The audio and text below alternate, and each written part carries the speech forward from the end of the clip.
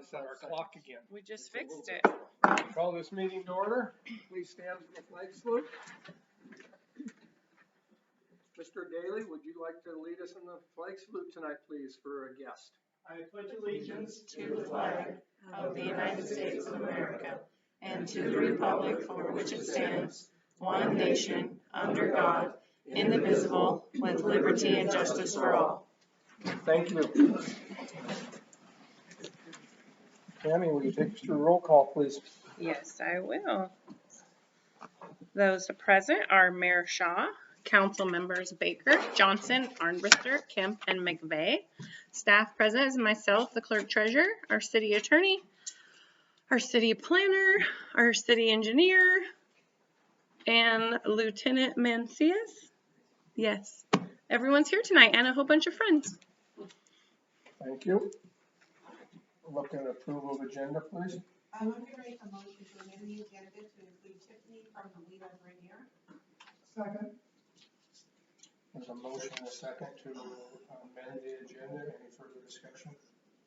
Seeing no further discussion, all those in favor say aye. Aye. Opposed?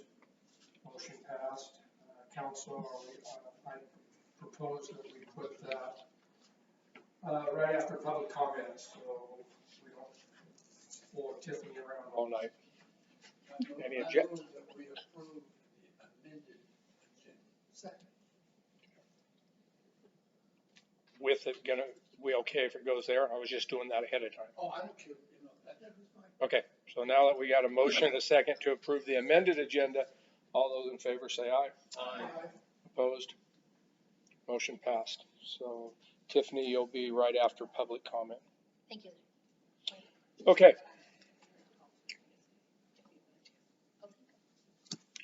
Approval of the consent agenda, please. Move approval of the consent agenda to include the April 12, 2022 meeting minutes, the May 10, 2022 claim vouchers 7310, 7323 in the amount of $8,053.22, and April 2022 payroll in the amount of $33,812.62.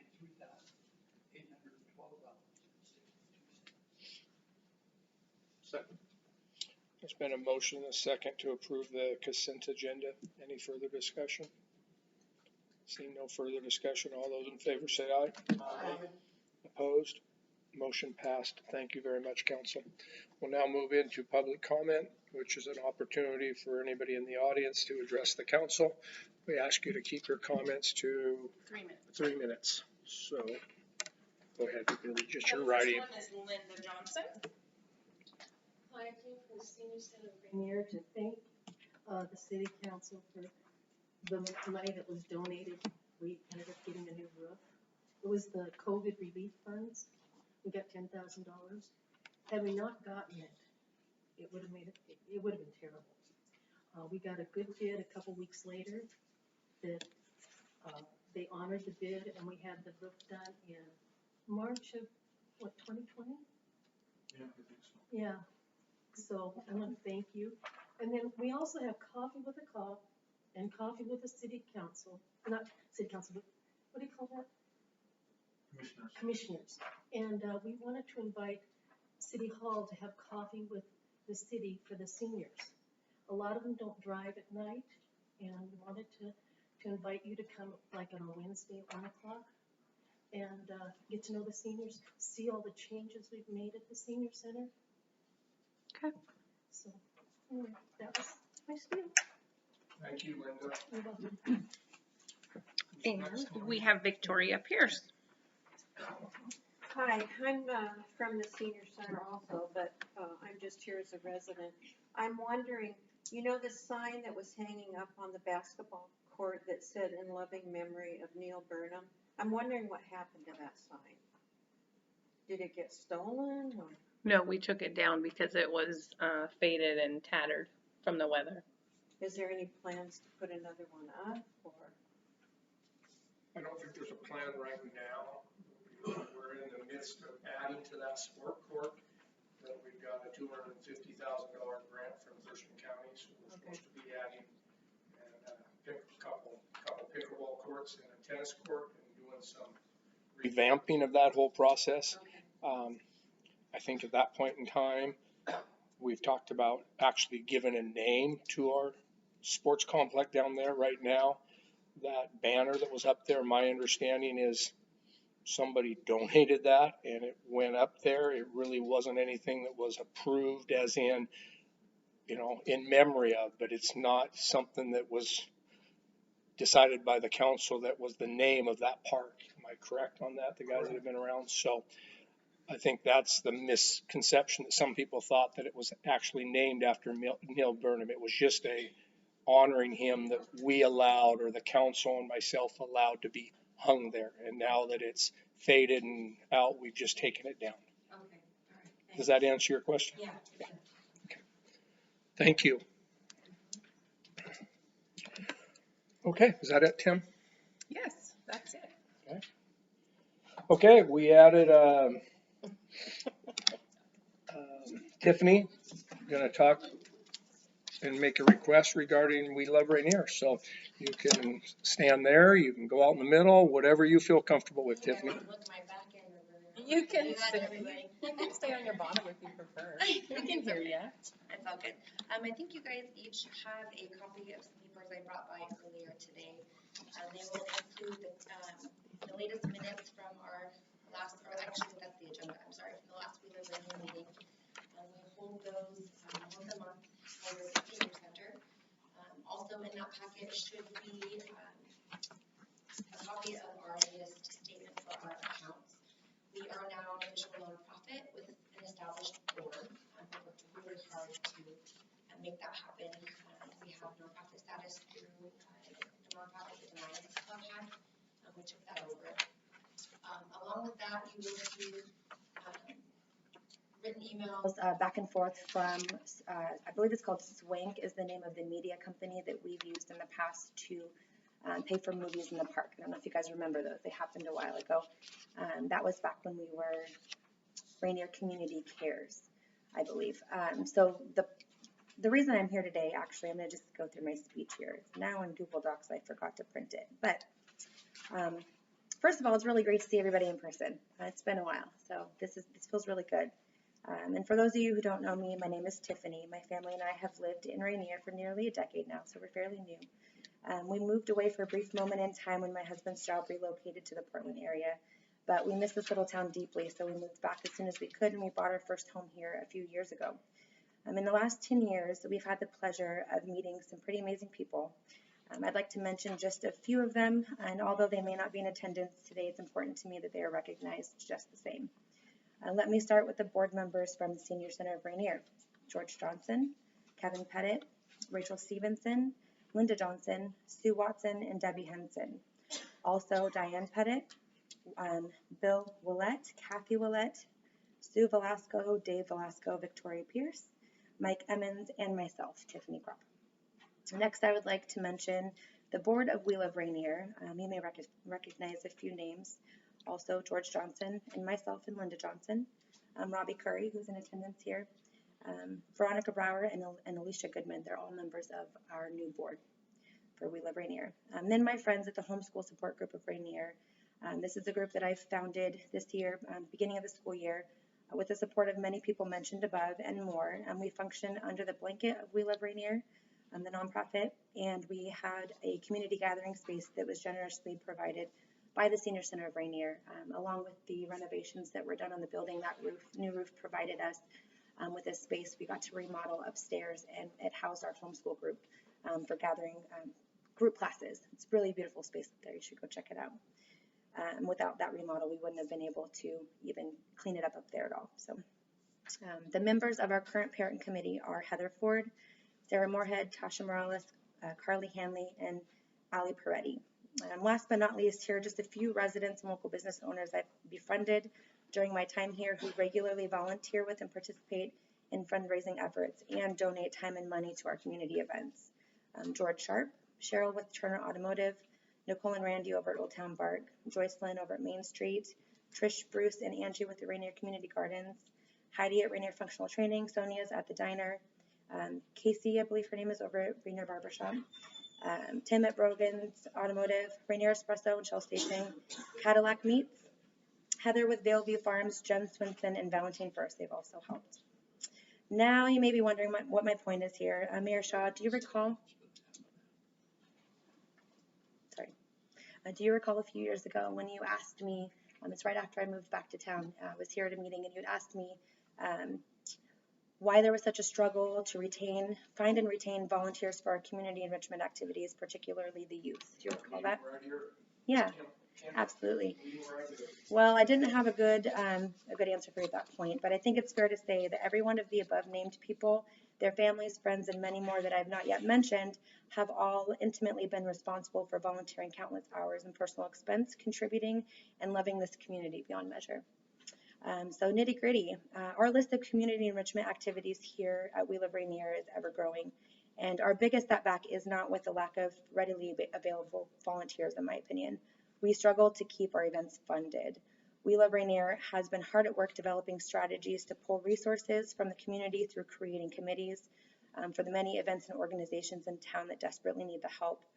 We currently have 10 sign-up sheets that are brought to each event we host. We have donation jars placed in 11 locations currently around town for the community to contribute. We host bake sales, we run a Saturday market, we sell fruit.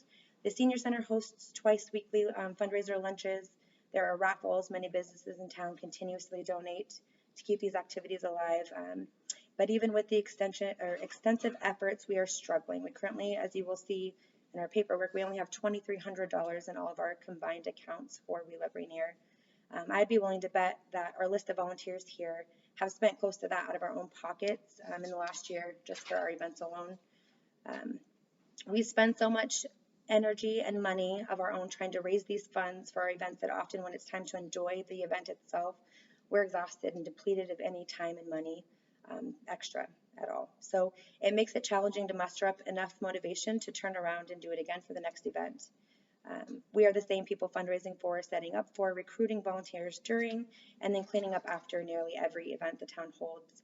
You asked me why we struggle to find and retain volunteers, particularly within the younger community members, and at that time I didn't have a detailed answer, nor did I have a suggestion on improvement, but I do now. So my answer remains similar to the one I gave you then, in the sense that we're all still crazy busy trying to raise our families, make a living. That typically requires a dual income household nowadays. And I've learned that volunteering in its current capacity takes more time than the average parent or household can spare.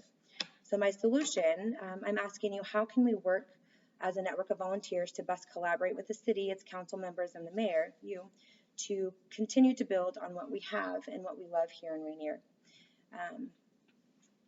We would love to gain a commitment to involvement in improving the future of We Live Rainier. And by that, I mean I would really love to have your guys' engagement, not only monetarily, and that's not the only thing I'm asking for, but to have your presence at events as a council and as a mayor.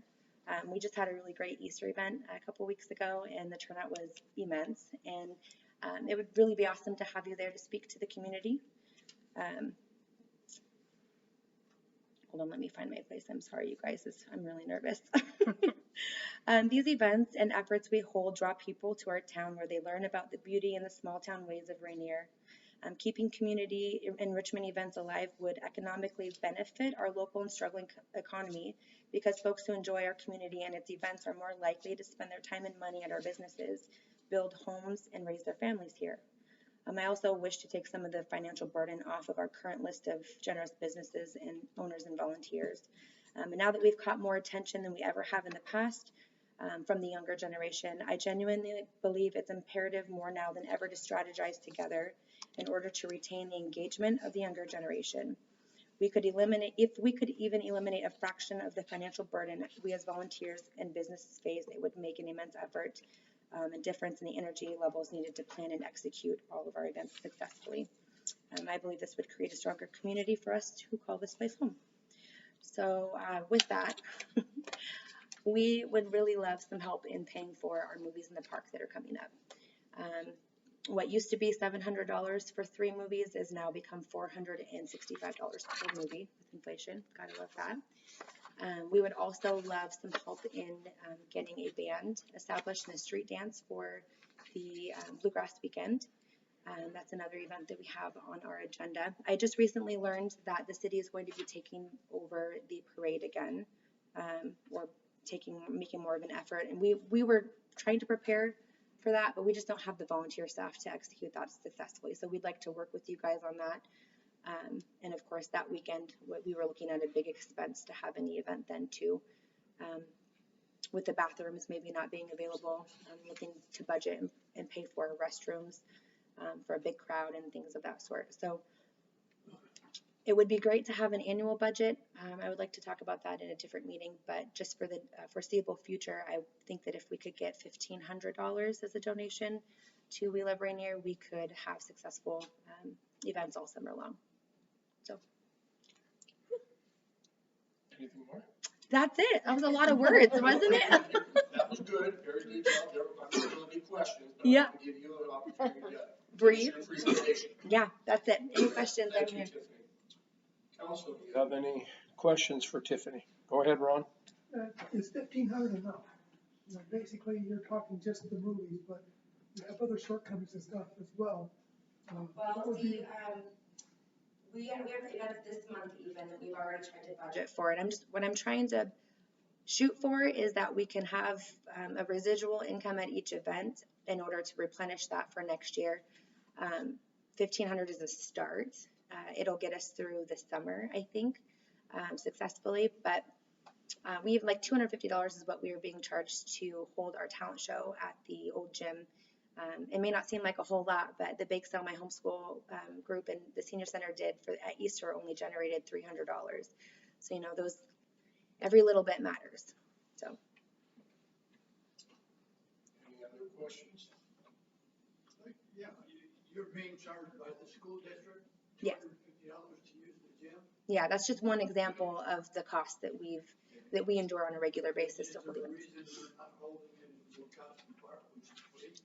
Yes, yeah, because we're doing it in May this year. Last year we did it in July. Several of us aren't available in July, particularly to keep an indoor space. We were lucky last year because just the day before was raining, and we have aerial presenters, acrobats, and such, and a lot of equipment that needs to be kept dry. Okay. George? On Rain, Tom, I just, well, of course, I have a personal interest in the group, but, and Tiffany, what you said is true, that most of the money comes from people that are part of this, that organize it and run it. And it's not just the money, you know, behind the scenes, those Christmas decorations that were up, there was a bunch of people who made those, painted those, and they did it all from the goodness of their heart for the community. So, you know, if people had to pay for the paint, they had to pay for the lumber. There's a lot she hasn't even covered, touched base on here. But we do it for the love of the community and the love of our children in the community. And everything's cost more, as everybody knows. And, you know, we get some donations, but we don't get any large donations. We've got some plans this fall to apply for some grants. Hopefully we can get those, but. I would love to learn how to do that more. It's really frustrating. It really is. And, Start there. yeah, we can use that. I mean, and, God, we'd love to have the council be presenters as well at some of this stuff. It was just splendid. You know? Maureen, you got any questions or comments? No, she answered my questions. I was gonna ask about the movies. Tom? I had a discussion with Veronica the other day, and you know, it's like movie in the park. We talked about that before and stuff. And there are some establishments here in town that are willing to help out financially for that. And I hadn't had a chance to talk to you, Tiffany, about it yet, but I will. And so, I mean, like Rainier Chapel, there's, you know, that was kind of their plan to help out too, because they want to do a barbecue and that type of stuff in the park also. It'd be beautiful. Yeah, so. We just ask so much of our businesses on a regular basis. It would be really great to not have to do that for a little while. Or, you know, maybe next time we need something, we go buy something from one of our businesses instead of asking them for a donation. You know, that would be nice.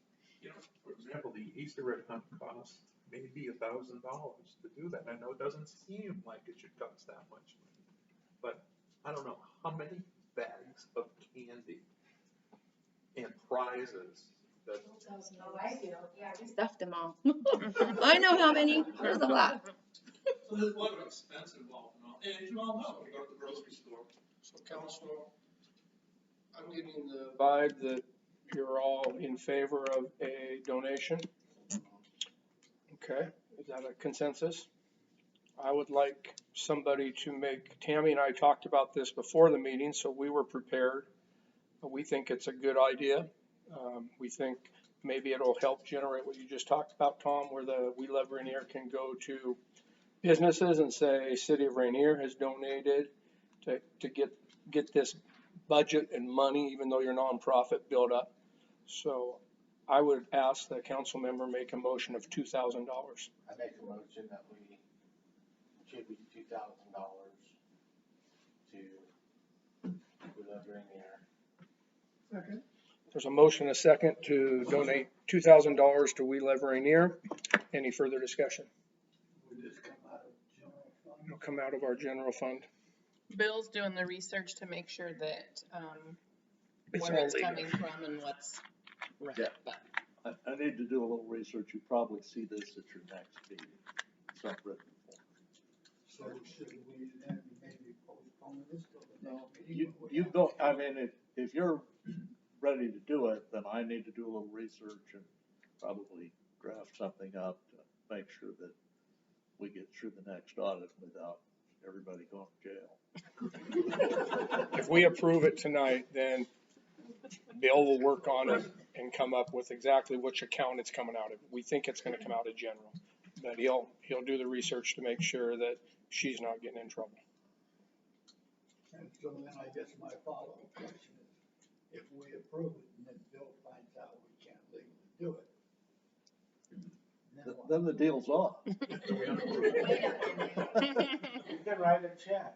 Well, no, thank you, I already did that in the swing set. I think we can do it. It's just how we do it. Yeah, that was Yeah. my question, is do we need to do it tonight, or do we need to wait? You're gonna need You to have do it, to you're file. gonna need to do it officially in probably about a month, when we have our next meeting, Okay. unless we have a meeting later this month. So, If the words economic development mean anything, I just wanted to throw it out there. I don't know if there are funds available for that. So Tom, why don't you revamp we haven't voted on it. Can you take and revamp your request that we would like to donate $2,000, and as long as it's approved by the attorney in your motion? Would that help, Dennis? Yeah, And then everybody. I know, that's why I'm asking Tom to do, yeah. Go ahead, Tom. I would like to motion that we donate $2,000 to We Love Rainier on the approval of the attorney to make sure that everything is appropriate. And I will confirm my second. Thank you, Tom and Ron. So there's a motion and a second to approve $2,000 to be donated to We Love Rainier on the approval of the attorney, and if it's approved, we will see a action item on next council meeting. Any further discussion? All those in, no further discussion. All those in favor say aye. Aye. Opposed? Motion passed. Thank you, council. Thanks for the motion. Tiffany, thank you for a great presentation. Would you need me available next month, by the way, because I'll be out of town for next. No, we've approved it, and you heard what the attorney said, that it's just technicalities now. Thank you. Okay, moving on. Moving on. John Hinton. Okay, Mr. Hinton, who, we got a lot of people excited to see you and hear from you and get an introduction to Adam. Well, So, it's nice to be seen. I did bring Adam Lyons up. He's gonna be your main contact with GNO in the Olympia office. Of course, our office manager, Dominic Miller, will be working, with Adam. And, he'll of course bring in expertise from the Seattle office, transportation group. But I'll have, Adam, kind of let you know what his experience is while I pass out some project lists that I'm going to talk about in just a few minutes. So I've been with Gray Osborne for about 3 years now. Before that, I worked for Public Works Operations. So far, my engineering experience has been focused on water system planning and design. I've done work for cities of Shelton, Toledo, DuPont, Wilkinson, just to name a few. So excited to be working with Rainier. Welcome. Thank you. So, one thing, well, let me just go through this list. And I'm sure Tammy and Ron and Jim will let me know if I left anything off the list. That we need to work on. Number one is the pickleball court. Pickleball tennis courts. Yep, I've got all the information from the project the city of Olympia did, as well as their specs, their plans, and other cost estimates. So Dominic and Adam are going to work on getting that cost estimate done. I'm going to go through the county impact fee study that I just printed out and talked to Lucy to figure out how much we can get them to pay so that the city pays the minimum amount on the project. So I gotta get that cost estimate first. So get with Dawn this week and get me something on that so I can talk to Lucy. So that's number one. That's my first priority.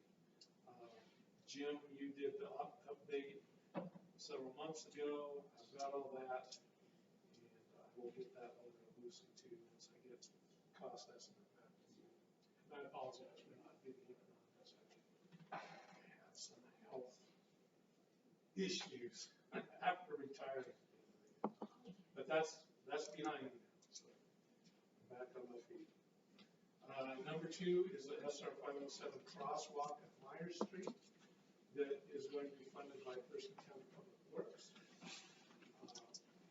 We're waiting for, after I've sent all this stuff up to the transportation group in Seattle, they're going to put the contract together to get it down to you. We're waiting for Dollar General to finish their sidewalk. And so once that's done, the contract signed, we can survey their sidewalk, start working on the design. The first thing we've got to do is get a pedestrian access study to WashDOT. Since it's on a state route highway, WashDOT has to review and approve a pedestrian access study that outlines that crosswalk. So we'll get that done first and then get on. Basically, it's going to be rapid flashers on each side of 507 and then a trail extended to the main county trail. So that's number two. John, question. Yeah. You say partially funded by Thurston County Public Works. They're putting in additional money to what we were granted through TRPC? No, I think it's the way they've got it set up is it's WashDOT funds that comes down to Thurston County Public Works. It started with the TRPC application, but actually Thurston County Public Works has a memo of understanding with the city, and I think we just executed one or getting ready to execute one. So this is federal funds that's being washed through the county. Exactly. So the city doesn't have to put up with all of the federal harassment. So we'll invoice the city, the city will invoice the county. Okay. And that makes more sense. I understand. John, I have a question if I might, on the crosswalk. Is any consideration been given to reducing that speed limit? Because it goes from 45 to 30, right where that crosswalk is going across the street. I think that'll be part of that access study. We'll throw that in, try and get that push east a little bit. Okay, thank you. Okay, number three is we've got the 6-year transportation improvement plan coming up in June and July. So the Seattle Transpo Group will be working on that. How to coordinate with them to get that down to you and then course, I'll be talking to Ron and try to figure out, looking at the last 6 years here to figure out if anything's changed or we're gonna keep it the same. So that'll be something to discuss first part of next month. Gotta get you a contract for the water system plan update. Adam is just finishing up Toledo's. And what are you working on another one? Not too long ago? Ocean Shores, gosh, yeah, Wilkinson. Yeah, so he's got a lot of expertise in getting the water system plan. I'm on speed dial so I can explain water rights to him, because that's always a challenge. But he's got my number for that.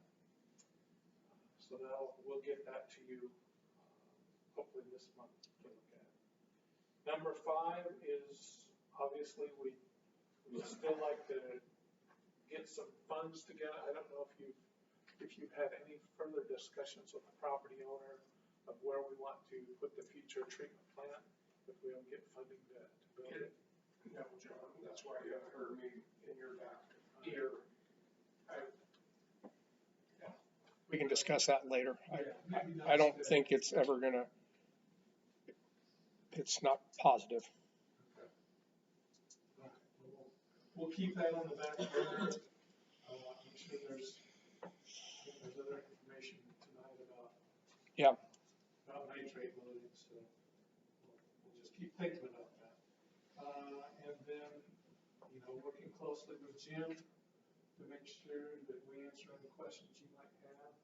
I should have brought this big box that I've got with all the files of the questions and things about the property by 133rd by the fire station. I've got a lot of information for you. We'll connect. I'll come to the office. So that's what are kind of on my top list. If there's anything else, please let me know. But Adam's here to help. I'm going to try to retire. Council, got any questions for John? I know items 1 and 2 have been talked about our last 3 or 4 meetings, and a number of you brought them up to Tammy and I. I can assure you that John and I have spoke, and he will get 1 and 2 going just like he told you he is now. And I'm going to kind of add on there instead of during my report at our last meeting. The bathroom update, Thurston County kind of ties in down there. Thurston County has surveyed and are in the process of engineering for the new bathroom complex, which we're back on track that this will be the engineering year and should be done in 23, which a year ago, because of COVID, I said everything got pushed back 1 year. But I know Ron Gibson spoke to him when they were down there surveying, and I have been in contact with the commissioners and Romero, and I had Bill look at the agreement, and Bill and I have sent that back off in the last 2 weeks to the commissioners. So, okay. Refresh my memory. Is that also coming out of? No, that's not ours at all. That's all Thurston County. That was all planned ahead of time of the bathroom complex. It's just why we've pushed our visions of putting our own bathrooms up, because we were able to convince Thurston County. So Lucy's not going to be? That shouldn't be anything with us. Okay. It's just kind of updating the council that we are getting the bathrooms. Any questions for John? Any questions for Adam? Adam, you got anything more you want to say to us? That's it. I look forward to working with you guys. Just all the way. Okay. Sounds good. I'll have to get your number so I have it. I like that cell phone when I want John. He answers. He's very reliable. So, okay. Thank you, guys.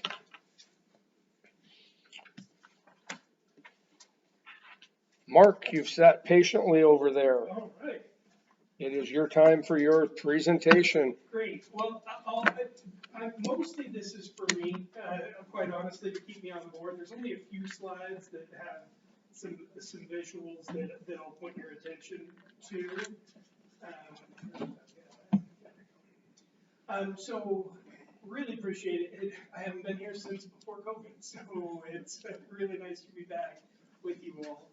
I'm Mark Daly. I'm the Executive Director at Thurston Regional Planning Council. And just a little bit of background for those that don't know in the room. Thurston Regional Planning Council, we're a voluntary organization that was set up by state law. We're 55 years old. We've been around a long time. And all the cities, the county, and all the Chehalis tribe, the Nisqually Indian tribe, all the special purpose districts in the county are all part of Thurston Regional Planning Council. We've got 23 members that come around our table to plan kind of a cross-jurisdictional line. So those things that are bigger than any one of our jurisdictions working together so that we can get some of those things done, because especially like roads go across all our boundaries. And so when we work together on that, we can get some better outcomes. And Councilmember McVeigh serves on our council, and Councilmember Kemp serves on our Transportation Policy Board. See you tomorrow at 7 a.m. We meet at 7 a.m., much to our chair's dismay. Really quickly, the main thing that we do is transportation planning, environmental planning, and land use planning. But a big function is there are funds that come to our region to program out to local projects, federal funds. And so that's a big part of what our Transportation Policy Board and then Council does is every couple of years we'll do a call for projects where we will look at all the different priorities for our organizations and put federal funds on those. That is how and so I won't spend much time here because you just talked about it, and the Rural Community Support Program was what helped to fund the crossing at 507. And Councilmember McVeigh is exactly right. It's basically, in the last call for projects, the county agreed to take some extra federal money. Federal money is really hard to work with. There's a lot of reporting requirements. There's a lot of restrictions. It's challenging and therefore expensive. And so the county, though, they're very experienced in using federal money so they can do so more efficiently. So they took some extra federal money so that they could then make some local money, some county money available to our smaller jurisdictions. Rainier, Tenino, Bucota, and Nisqually Indian tribe in this last call for projects all received almost $138,000 to get some of these local projects done. That the way we had been programming out the money, each year the smaller jurisdictions didn't get enough to really create one of these bigger projects. And the county really stepped up on this, and we're talking about our next call for projects. And the county right now is agreeing to do this again, which I'm really excited about. So hopefully we'll have the same opportunity to talk about some somewhat larger projects that we can do in the smaller jurisdictions. Sometime this would be between 2023 and 2026. It's going to be our next call for projects. Right now we're working on a rural mobility study, and this is one that we're still fairly early on, but the whole intent of this is we're looking at some of the main connectors between our South County communities and up to the urban centers in Tumwater, Lacey, and Olympia. And so this is looking at places like Rainier Road, and we're looking at safety, we're looking at any sort of congestion issues, and looking for are there things that we can do to help make a better connection between our South County and the urban centers. This is work that's going on into 2023, and so it's one you'll be hearing more about over the next year as we really start to identify some of the potential projects that will be identified in this to improve some of those. This next one I'm excited about because Rainier is leading the way on this. One of the positives to come out of the past 2 years is TRPC, we run rural transit, and it's really the only service that we provide. We get competitive funds from Washington State Department of Transportation every 2 years to fund rural transit. And it also funds transportation to and from after-school programs. Well, over the past 2 years, we haven't needed transportation to and from after-school programs. And so we've taken some of that money and reinvested it into rural transit. We've updated all the ridership maps. We have translated the rider guide into Spanish. We're hoping, and this is where Rainier is leading the way, to formalize bus stops for rural transit. A lot of people they'll see the buses, but a lot of folks will ask, well, how do you get on one of these? And one of the problems is that we don't have bus stops. And so right now we're working with Rainier, and if we're successful, this will be the first formal bus stop for rural transit. Might seem like a small thing, but we're pretty excited about it. So we're hoping that we can capitalize on that and get Tenino interested in Dakota and really kind of formalize that service a little bit more. We've got a regional trails plan update that we're working on right now. The last one was in 2007, and we need to update it. One of the reasons is we've done a ton of it. And so now we're looking out another 20 years, and where are there trail connections we'd still like to make? For example, about a year and a half ago, we finished a study where we looked at, and that's what you see in this figure, is we looked at extending the trail to West Tenino, and we looked at extending the trail down to Dakota, and what would it take to do both of those. Those are things that are going to be in this plan, and we're going to be looking then to implement over the next years. I want to talk a little bit about I-5 just because it's really been in the news quite a bit, and this is something that's been a priority for our council for about 7 or 8 years now. And we started looking at I-5 first from a traffic perspective. We're starting to see a lot more congestion coming from about the Nisqually River through Tumwater. But as we started that work looking at traffic, and this is one of the ones where it will direct people's attention to the screen, because we've also been working with the Nisqually Indian tribe on this, and they made us aware of this issue where the Nisqually River is cutting its channel towards I-5. What you're looking at in each one of those, that line going through, that yellow to gray line going across is I-5. And when the state constructed I-5, shortly thereafter, in the early 60s, originally a lot more of the structure was on piers and elevated out of the Nisqually River floodplain. And as a cost-saving measure in the early 60s, they filled in a lot of that with rock and dirt. And inadvertently kind of created a dam across the Nisqually River. And so when we have flooding events, and that's a high energy stream, that energy's got to go somewhere. And the Nisqually River is cutting its channel towards I-5. And especially if you look at the 1990, which is the second from left, and then look at the 1997, just the next one over, you see how much that channel has changed. That was because of those 96, 97 floods that we had. And that's where this problem really started. Nisqually Indian Tribe and United States Geological Survey are still working on the study, but we've got all the preliminary results where at the current rates of erosion, the Nisqually River is going to cut its channel to I-5 over the next 17 to 25 years.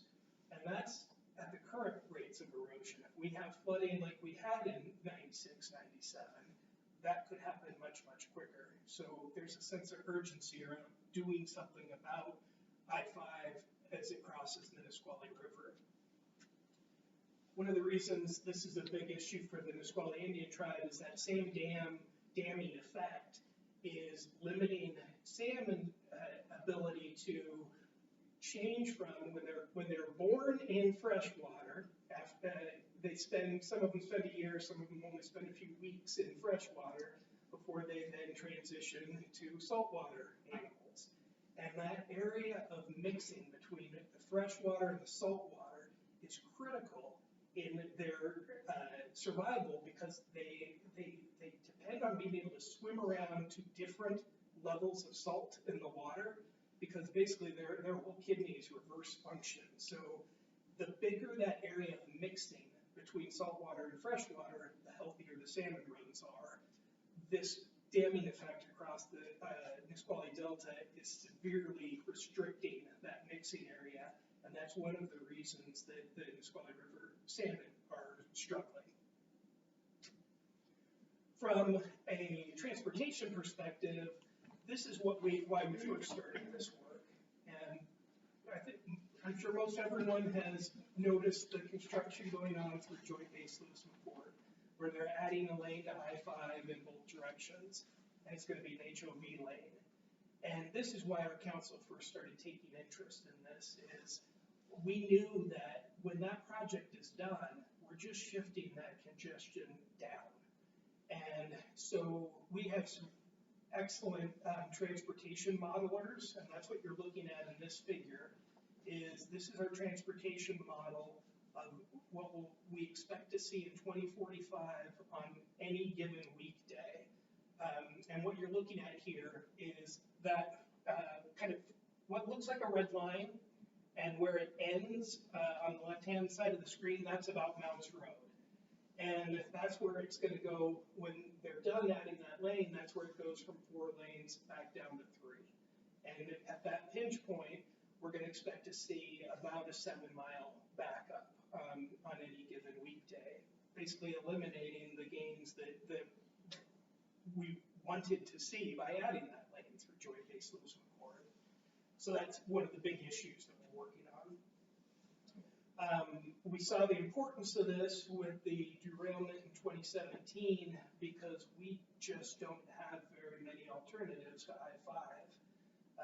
The 2 detour routes during that event were added either 50 miles or 70 miles to the trip, and somewhere between 2 and 8 hours. And so we're also looking at Highway 507 and what can we do to improve the function of Highway 507. And one of the things that our transportation model showed is that at 3 key intersections near Yelm, if we change some of the current intersection, the way that one of them is a signal, the other 2 are, 2 of them are signals, one of them is a stop sign.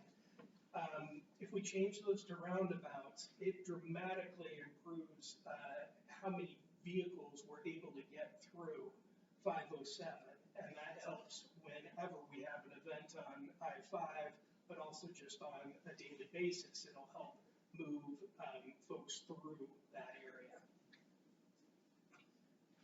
The other big pinch point that we're looking at, what you see here, that is I-5 going through the Olympia area. So we've got 2 main pinch points in the county. Well, actually, I guess Mounts Road is just across the river in Pierce County. So I guess we've got one major pinch point in our county, which is that I-5-101 interchange. And that's what you see on this. That's 101 going off to the left. And again, this is 2045, what we would expect if we don't do anything. And this is on any given weekday, and we expect about another 7-mile backup. And so a 7-mile backup at Mounts Road, a 7-mile backup at 101, basically clear to Hawks Prairie. So that's the problem that we're working on. There are some solutions that we can implement dealing with the Nisqually River. That has been estimated somewhere between $1.5 billion and $4 billion to address. That's a huge amount of money, obviously. So we're looking for how are there ways that we can help on this congestion issue short of adding a lane. And there's one that I want to point out that I'm hoping we'll keep going through, because it's a pretty smart way of using what we already have. We're looking at using the shoulder of southbound I-5 between Sleater Kinney and Henderson, so through the Olympia area. During that peak period, we would open up the shoulder to be used as a lane of traffic. And we see a pretty dramatic improvement. I know it's hard to see there, but I'll just point you to those two big blue arrows. At the top figure is what we expect congestion to look like without that part-time shoulder use. And the bottom one is what that congestion would look like with that part-time shoulder use. And that's at a cost of $15 million. So when we're talking about interstate, $15 million is a pretty darn cheap solution to get that kind of benefit. High capacity transportation. This is one that we've been just started looking at. We're looking at increased express bus service up to Pierce County. We're going to consider potentially commuter rail, look at the potential for light rail. And this was something that the legislature in last session gave Thurston Regional Planning Council $250,000 because they'd like us to do this work more quickly, so that whatever ends up being designed to fix these issues across I-5 and the Nisqually River Delta, that design takes into account whatever sorts of high capacity transportation options this region might be looking for in the future. And so that's work that we're going to get started in the fall. And then the other thing, that's the last kind of formal slide, but I also just wanted to mention that there is a lot of opportunity right now between Move Ahead Washington that the state legislature passed last session, $16 billion. The federal bipartisan infrastructure law, $1.3 trillion. There is a tremendous amount of resource right now for transportation work. And one of the things that we're talking about, and we'll be talking about it tomorrow at 7 a.m. as well, is how could we work as a region to really try and target these federal dollars, this opportunity, because this has been the biggest infrastructure investment in our nation's history. It's bigger than when they first did the interstate. The problem is, though, good problem to have, I guess, but they are under pressure to program that out in 5 years. And so one of the things that we're talking about is how can we look at some of the work that we're doing and package it together regionally so that we can put forward bigger projects that tell a kind of a cohesive story. And the reason that's important is, I'll give you an example. There was a federal grant program that we looked at a couple of years ago, and at that time the minimum project size for that federal grant was $5 million. Now they're raising all those minimums because they're trying to get bigger projects and more money out the door. That same grant program this year, the minimum is going to be $20 million. Well, a lot of the things that we have identified in our region, they don't cost $20 million. And so we're talking with our policy board, we did last month and we're going to again this month about potentially taking some of the money that we program out as a council and spending some of that maybe on some contractor support, maybe as project staff, to look through each jurisdiction's TIP that was talked about. And especially it's a good opportunity, transportation improvement program, that every entity does each year, and that's a 6-year list of transportation projects. Let's look at Rainier's, Tenaya's, Bucota's, Olympia's, all of them. And are there ways that we can package some of those things together to tell a story that then helps us hit some of these thresholds that we're going to see on these federal programs? So a lot of opportunity, but it's also going to be really challenging over the next few years. Contractors and consulting firms are going to be very, very busy as all this work and everyone all across the nation is trying to get a ton of infrastructure work done. But that also gives us a lot of opportunity. So that's why I wanted to get out to folks, because there's just so much going on right now. I know I went over a million things. Please give me a call anytime. I'm happy to come back anytime. I would like to, one of the things that we've talked about internally is potentially dusting off Main Street 507, looking at, we helped the county do a similar plan for the Rochester area, for Grand Mound. And can we maybe package some of that work together to tell a rural corridor story, that then we could look for some of the improvements that I know we've had discussions, Mayor, and with other council members of how are we ever going to get some of those Main Street 507 projects done? Well, this might be the time that we could get some of those done. So, thank you. I really appreciate the time.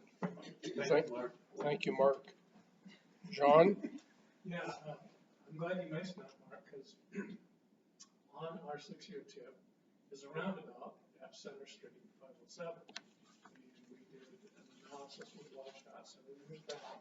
As you probably know, when the Chehalis floods and I-5 shuts down there, we get a lot of traffic up here. So that roundabout's probably going to be $400,000 to design and $4 million to build. So keep that in mind. And that would really help. And that's the thing, though. You hear that, and okay, that's a sizable project. But unfortunately, right now, we got to try to make that bigger. It's for some, roll it in. Yeah, roll it into some other things to try to make it bigger. So it's an interesting problem to have, but that's where we're at.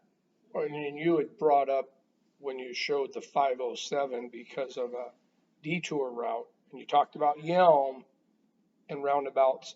Well, the traffic comes off the Ground Mound and comes right up here. It doesn't get off at Lacey. The Olympia people do, but anybody that's traveling I-5 when the train derailed or we had the shooting on I-5, they get off at Grand Mound and come down 507. This is part of 507, so. Absolutely.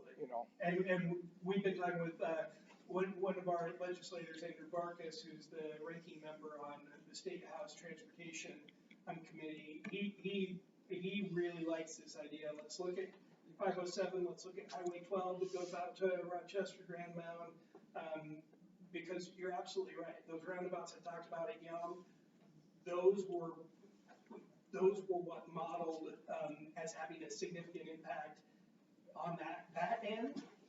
But as you're pointing out, we've got a lot more 507 running through this county, and we've already identified potential solutions. We just now need to figure out how to get them.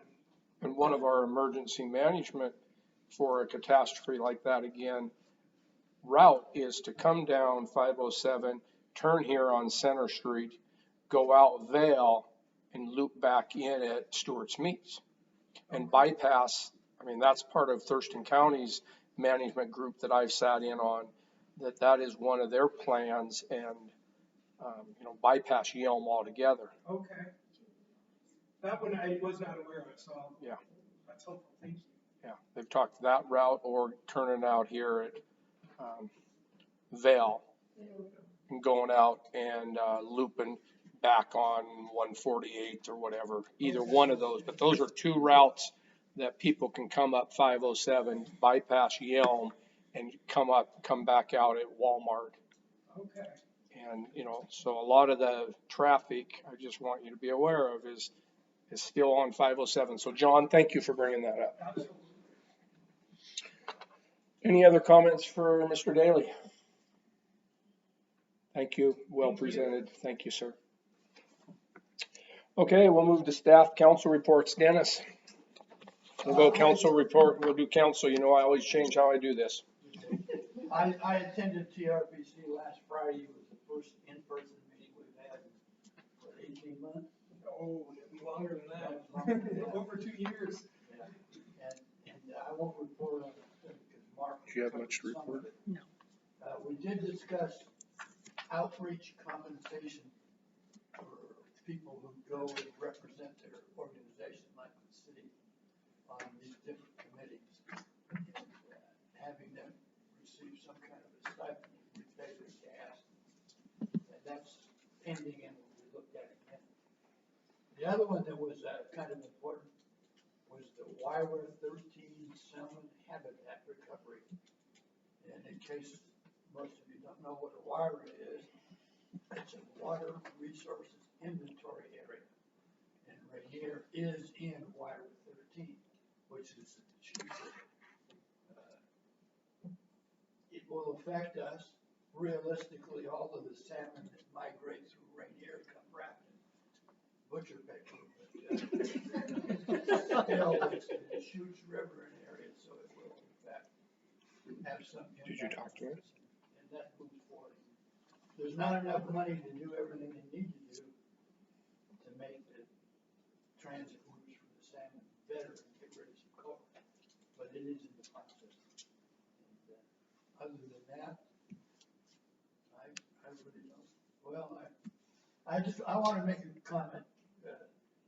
I am really happy with our new summer hire.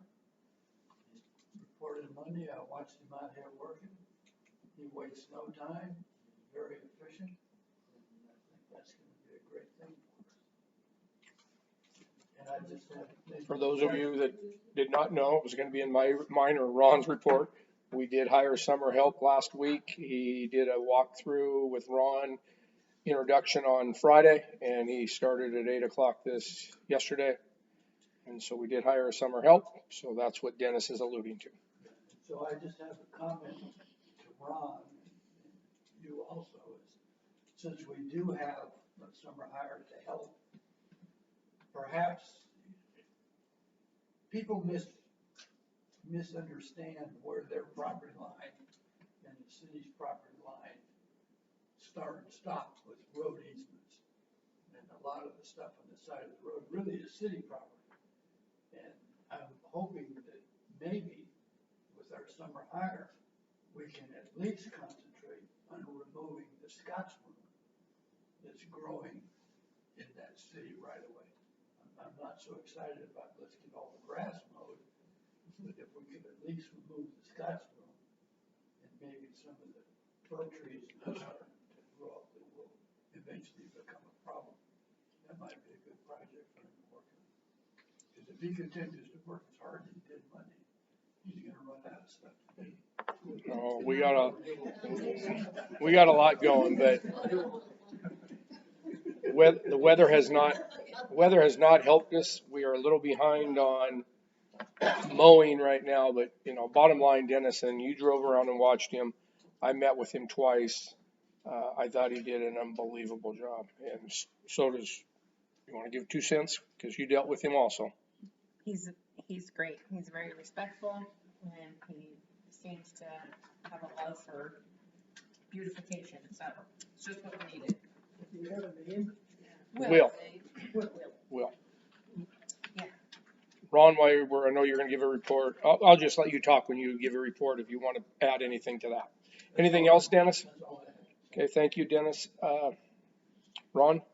TRPC again tomorrow, or Transportation Policy Board tomorrow, with TRPC included. And mostly that's been covered by Martin already last month, so I'll wait next month report on it tomorrow. Okay. Any questions for Ron? Thank you, Ron. Tom? Just our emergency management radio checks went well, better than we have for a while. Only 2 that we were missing was Valley Heart and the Harrys. I went to Valley Heart and they had a broken radio, so we were able to get them a new radio. So they're back online. I talked with Ed Broughton. He's driving truck now, so he's gone quite a bit. Gary Hernblad, he is going to be assuming the role as the area's emergency coordinator for Eastern Jersey County. And so I'm hoping that we'll be able to meet up with him and maybe get into our next meeting so he knows where all the radios and stuff are.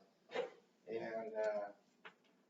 but Ed had let me know also that, him and his wife Suzanne will still be covering the EOC Aries local radio. Maybe in the broadcast or something comes up, they'll still be part of that, so. I just wanted to let you guys know that we do have an update on our EOC team and it's all working out well. Thank you, Tom. Any questions for Tom? George? Just this Saturday, Rainier's Got Talent will be at the high school at 3:00. And if you didn't make it last year, it was just a lot of fun, really kicking the pants. And, yeah, I encourage everybody to go if they want to have a good time. And, we definitely have a band lined up for, a street dance on Bluegrass Weekend. 6 o'clock. I'm sorry? 6:00. Any questions for George? Thank you, George. And I would second George. I went to the talent show last year and there was some very good talent at the show. So hopefully it'll be the same this year. Maureen? No, I'm good, thanks. Any questions for Maureen? Okay, thank you. Okay, staff reports. Bill, you got anything besides what we're going to talk about here in 5 minutes? Well, I did go to the Wazama convention in Spokane last week. That's right. You were over there. How'd that You know, go? there are a lot of places that have a lot of trouble. We don't have. I'm really glad to have. And I gave the only really bad news I had, I've already given to the clerk, and so she's going to work on that. Okay, any questions for Bill? Tammy? So I submitted the annual report last week. Thank you. I was waiting for an applause. I had a one-on-one with the auditor last Thursday, and he was very helpful, and so it got me to where I was comfortable submitting it. So that felt pretty good. And because that's submitted, now we have moved on to parade planning. So we'll be kicking that in high gear here in the next couple weeks. Some of you may have noticed the planters have arrived back in town, not on the sidewalks, but in various places. Those two are moving. I do not like them there. And I am going to be planting them myself, so don't judge. I'm not a gardener. But we have purchased a new watering container that'll fit in the back of our side-by-side that can go up and down the trail and around to the parking lots. And so they should be beautiful this year. Cross your fingers. AWC conference, June 21st through 24th. That is for department heads, council members, and mayors. Anybody interested in going, want more information, you can check it out on the AWC website. It is down at Vancouver this year. So if none of you are interested, I may be interested, although my daughter's wedding is the weekend before, and so I don't know if I'm going to be up for that, but let me know. Yes, it is. I saw it a couple weeks ago. I talked to John. We got the TIB money for the Minnesota Street overlay project. I was pleasantly surprised one day. I logged into our bank account and boom, there was a bunch of money from TIB. So I received the invoice from the county, and so I am ready to pay that. That looks like we're covering about $11,400 of that, but I remember the council agreed upon that way back before the project happened, if my memory serves me. Okay, so I'm going to have Beth cut a check for the county this week. So that is all I have. Thank you. You're welcome. Great job. Thank you. What is AWC? Association of Washington Cities. Yes. You're welcome. Officer Mancini.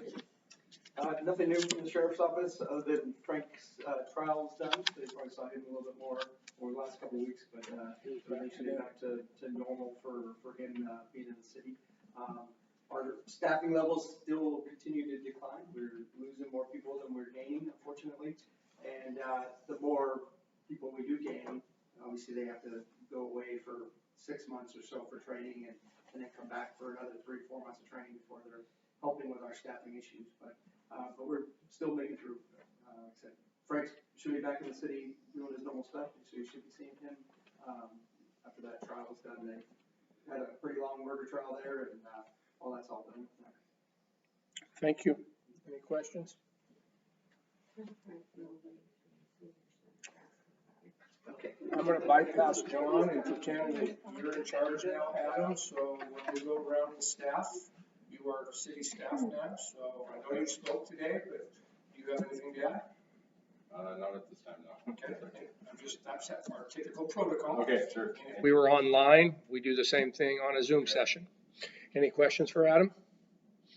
Okay, Mr. Ron Gibson, got two Gibsons sitting next to each other. Yeah, I submitted a written report on here, fairly busy, with the books, meters and leaks, a few other things, but, I would like to add that we did, as the mayor said, we did bring on a summer hire, very nice gentleman. Will is, I think, gonna be a real asset, from what I've seen so far. I think it'll be very, very nice, and I think we're gonna get a lot done this summer. So I hope that everyone's going to see him out and about, say hi, give him a pat on the back. Everyone likes to thank you, and a little encouragement. He's very, very happy to be working even as a part-time employee. So, yeah, I'm excited about that. That's all I really have to add. Any questions for Ron?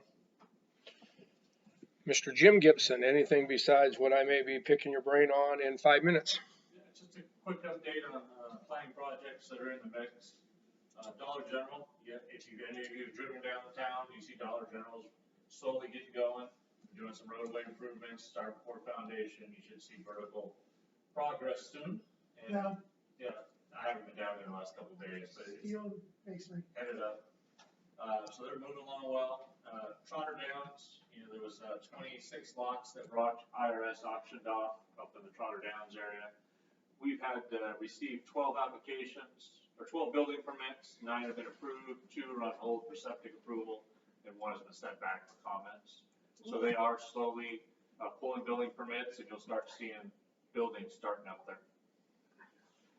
Projects that are under review or in some semblance of process. They're Hubbard Road, 2-lot short plat. We have Minnesota Street, which is 3 lots. Seattle Street, we approved a preliminary 6 to 8 months ago. We've now received construction documents for the roads and the system to get built in there. We're reviewing those now. And the Michigan Street project, that's the multifamilies down between the school district and 507, is working through some civil engineering plans now for the water line extension and the interior roads. So those projects are all in process. I have had conversations with 5 other projects in town that are all, well, 4 of the 5 are housing, and 1 is also a possible new storage area in town. So that's what I have for the plan. Thank you, Jim. No questions for Jim? I have a question. Dollar General, so are they gonna access the parking lot off of Myers? Yes, ma'am. Okay. So that's gonna cause some congestion. Okay, we will move on. There's no unfinished business. Council, is there any unfinished business? Did you not have a report? I pretty much did all mine already. Okay. Or I'm gonna do it right now. Okay.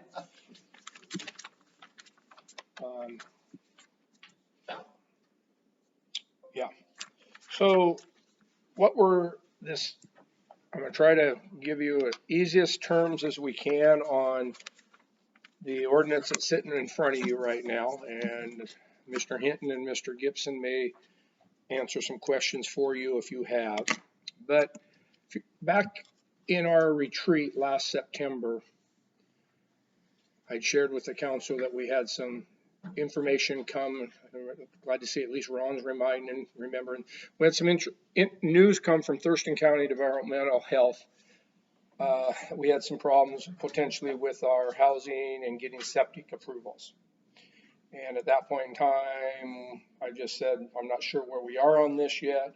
We need to do some more research. If you heard, John asked earlier tonight about where we were at that council retreat. We talked about me approaching the property owner that we had talked about for possible sewer development. And that has been an ongoing dialogue now for about 3 years. And I think we're at a standstill, but that's a different topic. So since September, where we are now is basically Thurston County has come in and they're saying that our nitrate level is too high. So we were informed as a city by a developer that was turned down in a project. So Mr. Hinton and Mr. Jim Gibson and myself called a meeting with Thurston County. This has probably been 9-10 months ago now, gentlemen. And we went and met in their building with at least 7 of their staff members and wanted to hear what they're telling us, that it affects the city. If it's going to affect one of our developers, then what are we supposed to be telling the other developers? And basically we came out of that meeting with any plat, 3 houses or more, were out of the city's hands anymore. So a short plat of 4, remember, we can do short plats of anything less than 4 or less. Anything over 4 becomes a major plat, right, Jim? Yeah.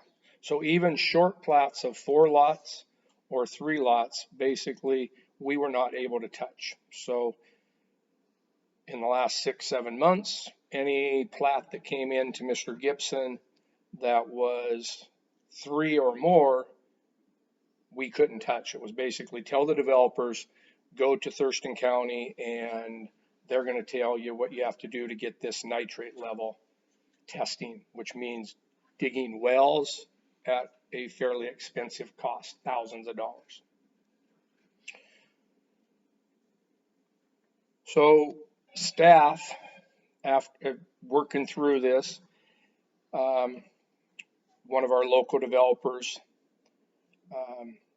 spent money and had one of his nitrate level individuals, this is RGD, he had spent his own money and we found some city wells, a couple over on the school district property. Where was the third one, Ron? Gibson? Wasn't there a third one? Anyway, Yeah, I Jim, do you remember? Yeah, we did some shallow testing up in Minnesota Street. Okay. Anyway, RGD found some wells and hired his own developer, own tester, Bill Halbert, to do some tests for them. And they came back to the city with that they think that the data that the Thurston County is using is outdated, and that they're convinced that if we were to provide information to Thurston County, that we could prove to them that their information that they're trying to use and tell us that we can't have development because of the nitrate level is false. So Mr. Gibson, Jim Gibson, and I went back and met with Thurston County before probably 3 months ago and said, here's our proposal. We think that we can show you data that will correct the situation we're in right now. And Jim, being a great staff member, wanted it in writing from them that if we did spend the money to get this study done, and if we can prove the numbers are false, that they would accept our information. Did I explain that right, Jim? Yes. Okay. So move forward another couple weeks, couple months, okay, which is bringing us to this ordinance. So city staff would like to hire Bill Halbert to continue to do the studies. Okay, we would hire him now, and it's going to be approximately $30,000. Okay. The ordinance is to amend our building permit fees to be $300 per bedroom to pay the $30,000 plus interest until the $30,000 plus interest is paid off. We have 4 developers right now that are affected that their projects are on hold because they're more than the 3 lots. Me too. Okay. What? I'm on hold too. Okay, so that's 5. Mr. Murphy, I'm sorry, I didn't know. Have you talked to? I haven't. Okay. I knew which ones we'd talked to, so we got 5. So we have, Jim has spoke to Holmes's, who are present, their project. Now, this is not just so everybody's on the same page, because somebody spoke about the Seattle Street.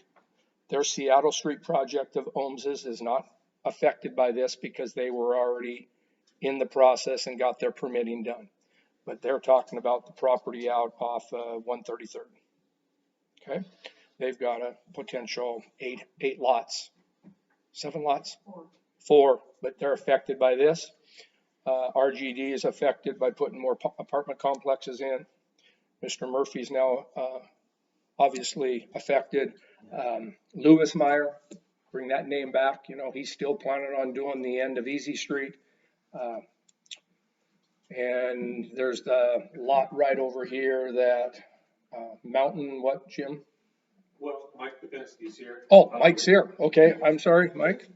Okay. He's developing 3 lots on Minnesota Street. On Minnesota Street. So we've contacted those 4, and now Mr. Murphy obviously found out about it somehow. So Jim has made the contact with them. I know that Lewis Meyer, Jim, you want to tell us what he told you today? Yeah, sure.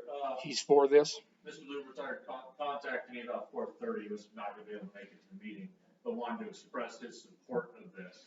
Basically, without this, he would only be able to get 2 lots. With the cooperation of this, he can get 3 lots. It's obviously important to him for those, and he was supportive of the $300 per bedroom. So if you looked at his 3 lots, his share, or his $300 a bedroom, 3 bedrooms times 9. So you can see he's going to be paying back $2,700 when he pulls his building permits. But if he had to do this, his own well study, he could be taking it $10,000 to $15,000. That is true. If each one of these developers went and did their own study, it is $10,000 to $15,000, and I think Bill can support that. So Bill, Carrie, you guys supportive of the $300? Absolutely. Okay. Roy? Okay. So council, that's a nutshell of where we are. If you allow me to say one more thing. Yes, Mr. Gitt. This also affects commercial. You have, most of what you're hearing about is bedrooms right now. If anybody came into town and wanted to do anything over 400 gallons a day on commercial, this also supports them. Reality, what we're doing is we're taking and we're establishing the correct nitrate level and doing our studies from there. They think, just the short number, if you look at the numbers, they think we're in the nitrate levels of 8 to 10. We believe we're in less than 1. It's a huge difference. And you're allowed to increase, I know this is getting more technical, but you're allowed to increase the nitrate level a certain percentage via your project. You have an allowance there. But they're using the model-related information back from mid-80s and 90s when Rainier had lots of cattle in the area, which is a direct correlation with nitrate levels. We don't live that way now. So, and they're also using old wells. So we're going to establish 6 new monitoring wells in town, and that's going to establish a new baseline for all development. Hopefully within 6 weeks. Is he gonna leave those wells in? We are. For further studies? Yes. Mr. Hinton, you want to add anything? I mean, I know you were part of the original meeting we had. I would say, you guys have done a good job, and, it's an important thing to get accomplished. I know when we left the very first meeting, I saw the look in John's eyes that this meant bad stuff. Because we left that meeting and John said, Bob, I think this may mean you better get on the sewer real hefty. Is that true, John? I mean, so when John said that to me, I was concerned. So this is a good step in the right direction. Jim, you want to add anything more? I'm here to answer Yeah. questions. Council, you got any questions about where we are and what the ordinance is? Would that fee continue forward forever? Mr. Attorney, want to address that? No. So The way it's written. is that something we want to $30,000 consider? in interest, I think. Until $30,000 in interest is paid off. The way it's in the ordinance right now. No, my question, I was just saying, is that something we want to consider moving forward with future, and that money could be banked for other emergencies that come up with the situation? I don't know, I was just. Well, that's a separate question. This is written. Mixing apples and oranges. No, I understand that. If they find out the nitrate level is high, then as Mr. Hinton said, you're looking at a sewer system. Yeah. Or done. So, Mr. Mayor, it irritates the hell out of me that this woke county employee thinks that they can dictate what happens in our city. It just pisses me off. So therefore, I move that we adopt ordinance 707 relating to the cost for the necessary nitrate testing to show this guy that needs to mind his own business. Second.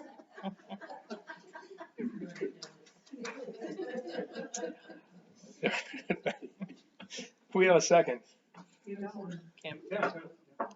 There's a motion, a second, to approve ordinance number 707. Any further discussion? Nope. I would like to point out that there have been dictatorial bureaucrats long before they were woke. I understand that. Do you want to mention that it's a gamble? What? Do you want to mention that it could be a gamble? I don't want to accuse anybody of being that I don't think it's awful gonna matter. without. Any further discussion? Okay, I do, and Tammy reminded me, I do want to make this clear that I don't think it's going to make any difference, but this isn't 100% assurance. Staff thinks we're pretty close to being able to prove it. Would you agree with Jim? Yes. I'm trusting you and me and John Hinton on this, especially you, Jim, right? Adam wasn't sitting next to me at that meeting. Okay, so yes, council, we've got to get this done at this cost, but it's cheaper than a sewer. But if we don't do it, we're rolling over from this cretin. Yep. So I just want, Tammy, just better make sure they understand that, there's that small, slim chance that our tests may not show them what they need, but we're thinking it will. Okay, there's a motion, a second, no further. Just to support that, Doug's going to make, or excuse me, RGD, Doug Bloom's going to make an application to the county when you sign the scope of work, and that's a $10,000 application he has to do. He's pretty confident that he's willing to spend that money. He's trusting his worker, Bill.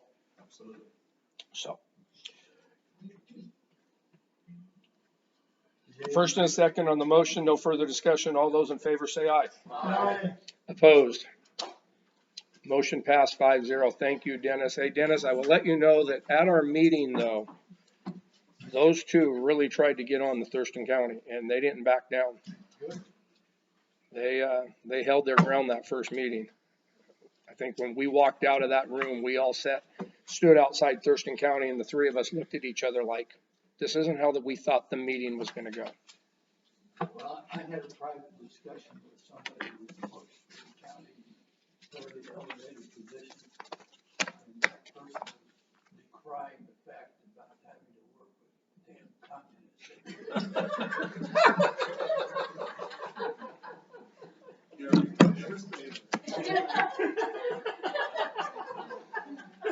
That sounds like a good place to stop. We can get out of hand here. I need a motion. Second. Whatever. We'll give Maureen the second. There's a motion and a second to adjourn. Any further discussion? All those in favor say aye. Aye. Opposed? Meeting adjourned 8:29 PM. Thank you, council.